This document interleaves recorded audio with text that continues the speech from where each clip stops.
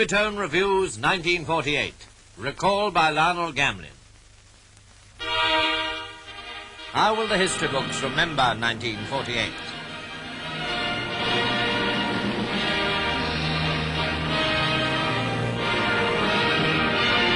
As a milestone in British history, it may go down as the birth year of Prince Charles of Edinburgh, who may someday be king.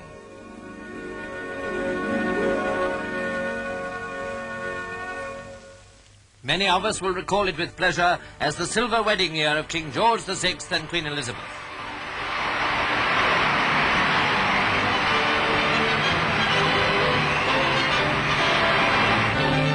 Or less happily as the year of the King's illness. But our prayer is, may they live to celebrate their golden wedding.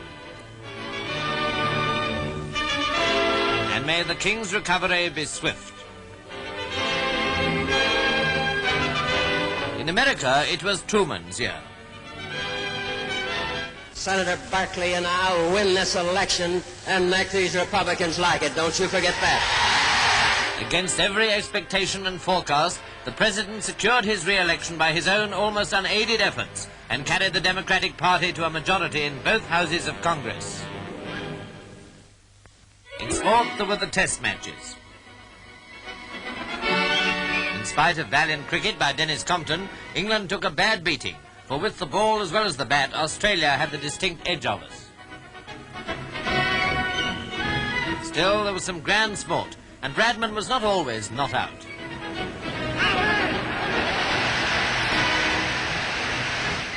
The season culminated in his announcement of retirement from Test cricket. I feel that in my own case, and I think I'm probably the best judge of the many little creaks and groans that go on in my joints throughout the day, especially when we're out in the field. And I'm quite sure I shall have no regrets at all in having to sit in the pavilion and watch the other fellows. This year we must omit all other sport and concentrate on the Olympics, which were the highlight of 1948, both because they will not be held in Britain for another long period of time, and because they were in fact a great success.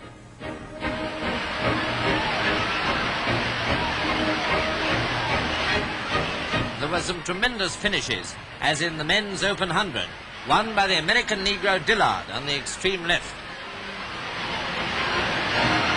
Though his teammate Ewell evidently thought he was the victor. Now and then decisions were disputed, but always happily adjusted, as in the 400 metres relay, where it was said that Ewell had overrun the line when handing on the baton. The film record vindicated the correctness of the Americans' handover.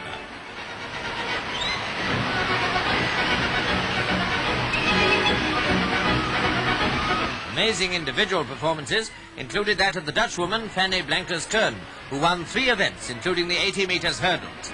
In this event, both she and the English girl Maureen Gardner broke the record, and the spectators couldn't tell which of the two had won until the result was posted.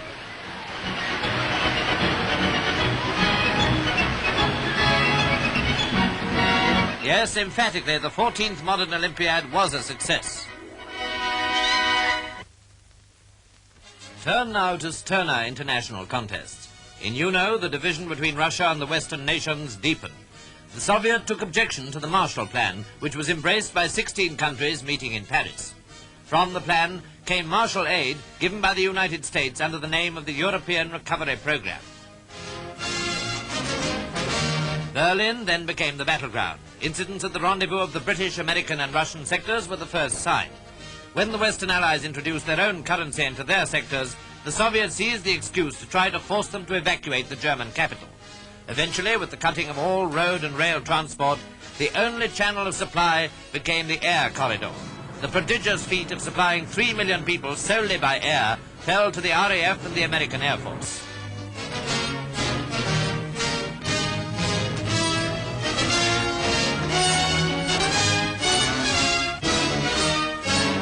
Meanwhile, 5 nations entered into a pact of Western Union: Britain, France, Belgium, Holland and Luxembourg. Field Marshal Montgomery was named as Defence Chief of the combined forces. The Berlin controversy was carried to Juneau's meeting in Paris, where Wyszynski exercised Russia's 28th veto to prevent a decision in the Security Council. progress of communism in Europe was checkered and to some degree checked. From the Italian elections, the Christian Democrats emerged victorious. Togliatti, the communist leader, survived an attempt to assassinate him and lives to fight again. But in Czechoslovakia, communists inside the government seized power by the well-known technique of intimidation, and the country became a police state and Russian satellite under Premier Gottwald. President Beneš, that great Democrat, died heartbroken, no doubt, by these disastrous events. But in Yugoslavia, Tito suddenly became defiant and refused to take his orders from the Cominform. Palestine remained a knotty problem, but became the responsibility of UNO instead of Britain. The Jews proved themselves readier than the Arabs to profit by the British withdrawal.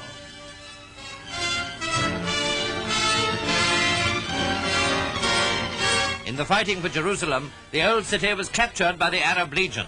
Elsewhere, the troops of the new Israel prevailed. A truce was negotiated by the United Nations mediator, Count Bernadotte, and he was engaged on plans for a permanent settlement when the crime of his assassination horrified all civilized people. Not only Sweden, but the whole world mourned the tragic fate of a peacemaker.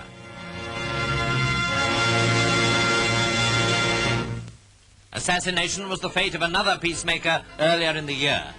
Gandhi had been fasting in the cause of reconciliation between India and Pakistan when he was struck down by a fanatical young Hindu. The grief expressed over Gandhi's burning gut was not confined to Hindu India.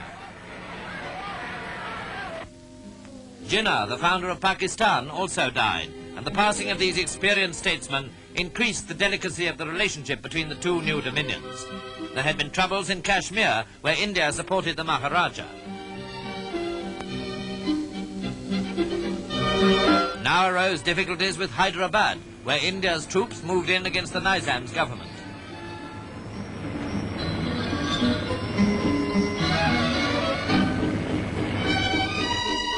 Burma was set up as a completely independent country in January. Civil war has been the rule rather than the exception of this young republic, and assassins have struck down several members of the government to whom Mr. Attlee handed over 10 Downing Street. Of the people of Burma, and we accept their decision. Ceylon, on the other hand, elected to stay within the empire for the time being and became a dominion.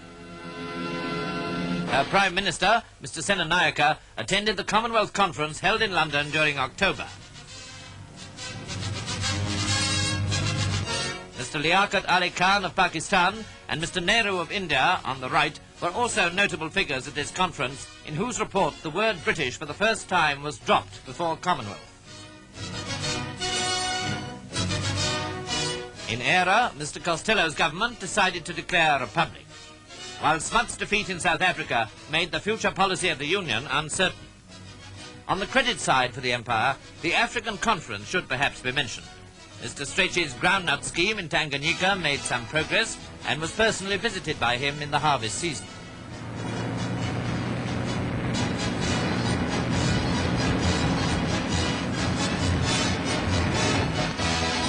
At home, food, as usual, remained an absorbing topic, and rations went up and down and down and up.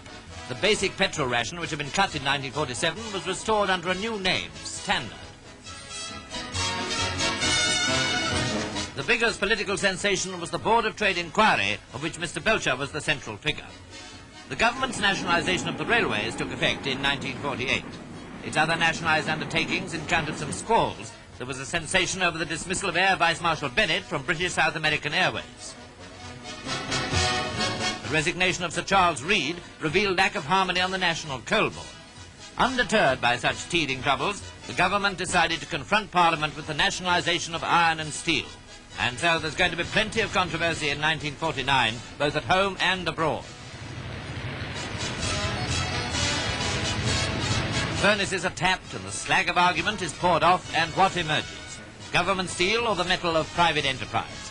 Well, it's time to turn the page of history into 1949.